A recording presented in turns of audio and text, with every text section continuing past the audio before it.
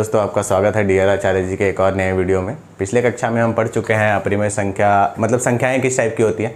अपरिमेय संख्या, परिमेय संख्या, पूर्ण संख्या, पूर्णांक संख्या, प्राकृत संख्या और वास्तविक संख्या। ठीक है, आज अपन एक्सरसाइज 1.2 नंबर सिस्टम का ही है। उसका पहले एक्सप्लेनेशन देख लेते हैं, उसके बाद इसके अगले वीडियो में इसका क्वेश्चन देख लेंगे। छोटे छोटे वीडियोज़ बना रहे हैं क्योंकि आपको समझने में आसानी हो। ठीक है, तो अभी हम लोग को समझना है अपरिमेय संख्या के बारे में। ठीक है, इसको क्या बोलते हैं? Irrational number. ठीक है, अपरिमेय संख्या के बारे में क्या समझते हैं? अपरिमेय संख्या के बारे में हम समझते हैं कि इसे पी बाई क्यू के फॉर्म में नहीं लिखा जा सकता। ठीक है, पी बाई क्यू के रूप में नहीं लिख सकते हैं जहाँ क्यू बराबर 0 नहीं है। और क्या जानते हैं? कैसी संख्या है? एक चीज़ आप जानते हैं कि किसी भी संख्या का वर्गमूल जो है वो हम हमेशा पॉजिटिव लेते हैं, धनात्मक ही मान के चलते हैं। क्यों? क्योंकि प्राकृत संख्या का जो वर्गमूल है उसे हम ऋणात्मक नहीं ले सकते। अगर मतलब 2 का वर्गमूल अगर अपन निकाल रहे हैं या फिर 4 का निकाल रहे हैं तो इसके वैल्यूज तो 2 होते हैं। स्क्वायर का मतलब है प्लस माइनस वैल्यू देता है, लेकिन हम हमेशा प्लस वाला लेके चलते हैं क्योंकि नेचुरल नंबर का नेचुरल नंबर पॉजिटिव ही होता है एक्चुअल में। ठीक है, तो नेचुरल नंबर का कभी भी हम ऋणात्मक वैल्यू नहीं लेते हैं। ये चीज़ आप ध्यान में रखेंगे, अभी आने वाले एग्जांपल्स में आपको ये चीज़ समझ में आएगा। उससे पहले हम देखेंगे तो इस फॉर्म में हमें यही समझना है कि अपरिमेय संख्या किसे कहते हैं? पी बाई क्यू के रूप में नहीं लिख सकते। ऐसी संख्याएँ कौन कौन सी है एग्जाम्पल के लिए? √2, √3, √5, √7, √9 नहीं लिख सकते, इसको तो पॉजिटिव वो कर सकते हैं ना, √10, ऐसे और आगे भी जिनका वर्गमूल अनावर्ती आसान दशमलव को दिखाता है। अनावर्ती आसान दशमलव कैसा है? जैसे जिनका वर्गमूल निकाले तो हमें ऐसा पैटर्न मिले जो एक अपने आप को रिपीट नहीं कर रहा है और बढ़ते ही जा रहा है, तो उन्हें अनावर्ती आसान। इसके बारे में अभी आगे की कक्षा में हम पढ़ेंगे अच्छे से। पहले इतना जान लेते हैं कि ये संख्याएं जो है अपरिमेय संख्या है। और एक बहुत फेमस पाई भी है जो अपरिमेय संख्या है। पाई का जो आप वैल्यू जानते हैं 22/7 या फिर 3.14, ये इसका एक्यूरेट वैल्यू नहीं है, ये इसका एप्रोक्स वैल्यू है, लगभग मान। ठीक है, तो आप ये ना सोचें कि पाई का वैल्यू तो 22/7 है तो इसको पी बाई क्यू के रूप में लिख सकते हैं, तो ये एक परिमेय संख्या है। ये एक अपरिमेय संख्या है और इसे इस फॉर्म में नहीं लिख सकते हैं क्योंकि ये इसका एक्यूरेट वैल्यू नहीं है। तो इस एक्सरसाइज में हम ये समझ चुके हैं कि अपरिमेय संख्या किसे कहते हैं, कौन कौन सी संख्याएं अपरिमेय संख्याएं हैं और इन्हें संख्या रेखा पे कैसे लिख सकते हैं। ठीक है, जैसे आप परिमेय संख्या को तो संख्या रेखा पे लिखना जानते हैं, जैसे ये नंबर लाइन है तो आप परिमेय संख्या को लिखना जानते हैं, या फिर इनका डेसिमल वाला फॉर्म भी जानते हैं।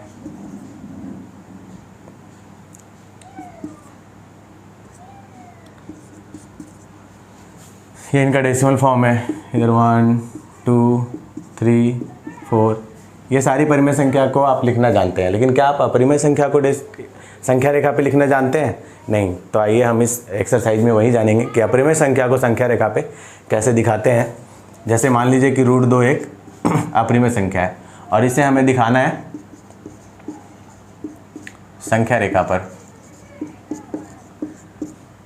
तो इसे हम संख्या रेखा पे कैसे दिखाएंगे? √2 का अभी एग्जैक्ट वैल्यू अपने को पता नहीं है, ये 1.414 ऐसे करके होता है, तो इसका एग्जैक्ट वैल्यू आपको पता नहीं है, तो इसको संख्या रेखा पे कैसे दिखाएंगे? तो इसका एक तरीका है, उससे पहले आप जानेंगे पाइथागोरस थ्योरम। इधर साइड में पाइथागोरस थ्योरम जो आपने 8th क्लास में पढ़ रखा है, उसमें क्या है कि कर्ण जो है वो लंब के स्क्वायर तथा आधार के स्क्वायर का वर्गमूल होता है। यह आपको पाइथागोरस प्रमेय में पहले से पता है। ठीक है, इसका यूज़ हम यहाँ करेंगे, इसको संख्या रेखा पे दिखाने के लिए। और कैसे करेंगे वो आप देखिए। जैसे एक संख्या है √2, √2 को हम इस फॉर्म में कैसे बना सकते हैं? एक ऐसी संख्या सोचनी है दिमाग में जिससे हमें स्क्वायर में √2 मिले, ठीक है, मतलब वर्गमूल के फॉर्म में √2 मिले, ऐसा स्क्वायर रूट के अंदर 2 मिले। तो ऐसी संख्या क्या है? और प्लस वाले फॉर्म में ही सोचनी है, तो 1 है, प्लस का 1 है, इसको करेंगे तो अपन को √2 मिलेगा, है ना। तो यहाँ पे अपन वो मानते हैं, इसका सेंटर मानते हैं हम लोग, इसको सेंटर मानेंगे 0 को। यहाँ से इकाई दूरी तक, मतलब मान लो कि यहाँ से आपके स्केल में 1 सेंटीमीटर की एक लाइन है, ठीक है, कितना है? 1 सेंटीमीटर, और हमें √2 सेंटीमीटर को संख्या रेखा पे दिखाना है। तो 1 सेंटीमीटर की ये लाइन है, यह स्केल से यहाँ खींचेंगे, यहाँ पे एक लंब बनाएंगे। लंब बनाने का तरीका आपको पता है, हालांकि मेरे पास ये पेंसिल है, आप जब बुक में देखेंगे तो आपके पास प्रकाल होएगा। प्रकाल से क्या करते हैं? एक ऐसा लाइन ड्रॉ करते हैं, ये लंब खींचने का तरीका है, ठीक है। यहाँ से एक लाइन ऐसा ड्रॉ करते हैं, फिर यहाँ से एक कट ऐसे मारते हैं, ऐसे करते हैं, है ना। फिर ये जो लाइन बनेगा ये क्या है? यहाँ पे एक लंब खींचने है बेसिकली, आप ये समझो। और ये लंब की लेंथ कितना रखेंगे? 1 सेंटीमीटर ही रखेंगे, और फिर इनको मिला देंगे। अब पाइथागोरस प्रमेय से आपको पता है कि 1 सेंटीमीटर 1 सेंटीमीटर, ये क्या है? इसका आधार है। ये क्या है? इसकी ऊंचाई है, जिसे परपेंडिकुलर कहते हैं, जिसे हम लंब कहते हैं। तो ये इसका क्या होएगा? कर्ण होगा। तो ये 1 सेंटीमीटर है और ये 1 सेंटीमीटर है, तो यहाँ हम देख चुके हैं कि इसका मान कितना होएगा? √2 होएगा, ठीक है। फिर अपन प्रकाल को ऐसे रखेंगे यहाँ पे, इसके कॉर्नर पे, और इससे एक चाप ऐसे खींचेंगे नीचे की ओर, इससे लगता हुआ ये ऐसे आएगा, और यहाँ कहीं पे आपको √2 मिल जाएगा, ठीक है, जो 1 और 2 के बीच का है। ये संख्या लाइन है, ये 1 इकाई है, ये 2 इकाई है, ये आगे और कर लेते हैं, ये 3 इकाई है, ठीक है। तो इसके लिए एनसीईआरटी में एक फॉर्मूला लिखा है कि अगर आपको √n का संख्या रेखा पे मान निकालना है तो उससे पहले आपको √n-1 का मान पता होना चाहिए। तो इसका यूज कैसे है कि जैसे √2 का निकालना है तो √1 तो 1 होता है, तो आपको पता है कि इसका वैल्यू 1 है, तो √2 का निकाल लिए। अभी √3 का निकालना है तो अपने को √3 पता है, √2 पता है। √3 का निकालना है तो √3-1 यानी कि √2 का हमें पता होना चाहिए, तो √2 का हमें पता है। फिर इसको √3 का निकालने के लिए क्या करेंगे? तो सेम वैसे ही सोचेंगे कि √3 कैसे आ सकता है, ऐसे अंडर रूट के फॉर्म में √3 को लाने का तरीका क्या है कि √2 का स्क्वायर प्लस 1 का स्क्वायर, इससे हमें √3 मिल जाता है, ठीक है। यहीं से हमें ये मानने में आसानी होता है कि कितना इकाई लें जिससे हमें √3 मिल जाए, या फिर जो फाइंड करना है वो संख्या मिल जाए। तो इसके लिए एनसीईआरटी में एक फार्मूला भी है कि अगर √n निकालना है तो पहले √n-1 निकालना पड़ेगा। अगर आपको √3 निकालना है तो उससे पहले √2 पता होना चाहिए, √4 निकालना है तो √3 पता होना चाहिए, √5 निकालना है तो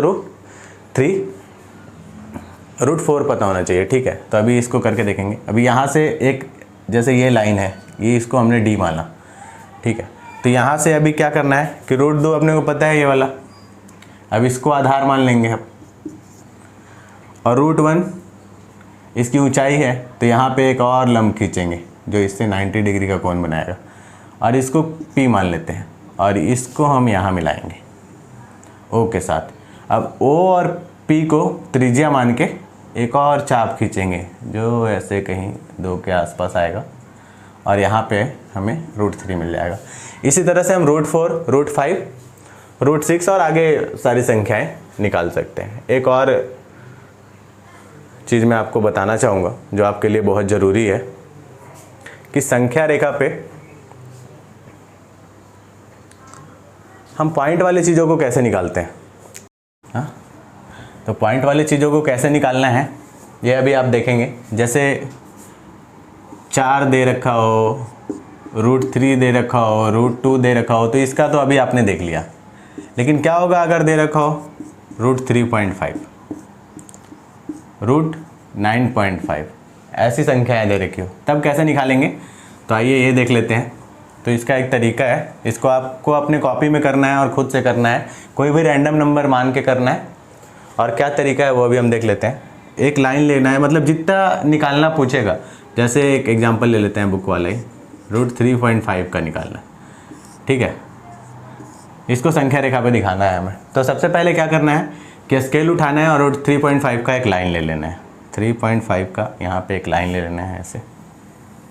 ये लाइन मान लो A है और ये B है। ये कितना है? 3.5 है। और 3.5 को 1 सेंटीमीटर और बढ़ा लेना है। ये कोई नई लाइन है जिसे C मान लेते हैं, ठीक है। अब ये पूरी लाइन हो गई अपनी 4.5 की। और इनका हमें समद्विभाजक खींचना है। तो समद्विभाजक खींचने का क्या तरीका है कि प्रकाल के पॉइंटर को यहाँ रखो, इस लाइन से थोड़ी बड़ी दूरी तक अपने पेंसिल को रखो ऐसे, आधे से ज़्यादा दूरी पर। एक यहाँ ऐसे निशान लगाओ, एक निशान यहाँ लगाओ। सेम यहाँ से करना है, एक निशान ऐसे और यहाँ से करना है पॉइंटर रख के। तो आपके कॉपी पे एकदम परफेक्ट इस जो लाइन है, इस लाइन का समद्विभाजक यहाँ कहीं बन जाएगा, जिसे हम नाम दे देते हैं O, ठीक है। अब क्या करना है, इस O को सेंटर मान के और इसको त्रिज्या मानते हैं। O को वृत्त का सेंटर मान के और OA को त्रिज्या मान के एक अर्धवृत्त खींचते हैं इस लाइन पे, ठीक है। इससे खींचना थोड़ा मुश्किल हो जाता है, पर आपके पास कॉपी है, प्रकाल है, पेंसिल है, आप आराम से खींच सकते हैं। थोड़ा वो नहीं दिख रहा है, पर आप इसे मानेंगे कि एकदम बराबर ही दिख रहा है। समस्या आप समझते हैं, समझदार हैं। तो ये एक अर्धवृत्त हो गया, ठीक है। सबसे पहले क्या करना है, 3.5 का एक लाइन लेना है, उससे 1 सेंटीमीटर और बढ़ा के वो कर लेना है। फिर इसका समद्विभाजक खींचना है। इस लाइन का समद्विभाजक खींचने का तरीका आपको पता है। इस लाइन से बड़ा अपने चाप को फैलाना है, पॉइंटर यहाँ रखना है, कट ऊपर नीचे, फिर सेम दूसरे एंड से भी करना है, समद्विभाजक बनेगा। और इसको वो मान के एक सर्कल खींचना है और ये B पे एक लंब खींचना है जो इस अर्धवृत्त पे यहाँ कहीं काटेगी, जिसे D मिलेगा हमें। तो ये जो लाइन अपने को मिलेगा ना, ये जो हम लोग को ये लाइन मिला है BD, ये 3.5 होगा, √3.5 होगा। इतना करने के बाद जो ये हमें लाइन मिल रहा है, ये हमें कितना मिल रहा है? 3.5, √3.5 को दिखा रहा है। अब क्या करना है, अब इन सब सारी चीज़ों को भूल जाना है। इतना प्राप्त कर लेना है, हमें ये √3.5 मिल गया।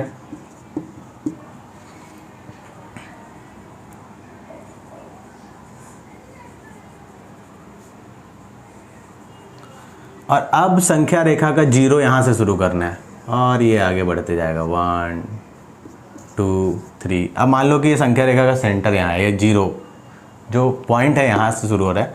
तो हमें इसको त्रिज्या मान के, ये 3.5 को, और एक चाप यहाँ पॉइंटर रख के ऐसे खींचना है। इससे तो चलता ही नहीं है, ऐसे करके। और ये जो वैल्यू आएगा यहाँ पे जो चाप अपने को काटेगी, ये हमें √3.5 निकाल लिया। और ये यहाँ से सेंटर मान के अपने प्रकाल को ऐसा खींचना है, तो ये 1 के आसपास यहाँ पे काटेगा। और ये जो वैल्यू आएगी, मान लो ये कोई P पॉइंट है जिस पे ये चाप कट रहा है, तो ये जो वैल्यू है ये संख्या रेखा पे √3.5 को दिखाएगी। तो ये तरीका है अपरिमेय संख्या को संख्या रेखा पे दिखाने का। अभी नेक्स्ट वीडियो में हम 1.2 के सारे क्वेश्चन कर लेंगे। तब तक के लिए जय हिंद, धन्यवाद। मिलते हैं आपसे नेक्स्ट वीडियो में।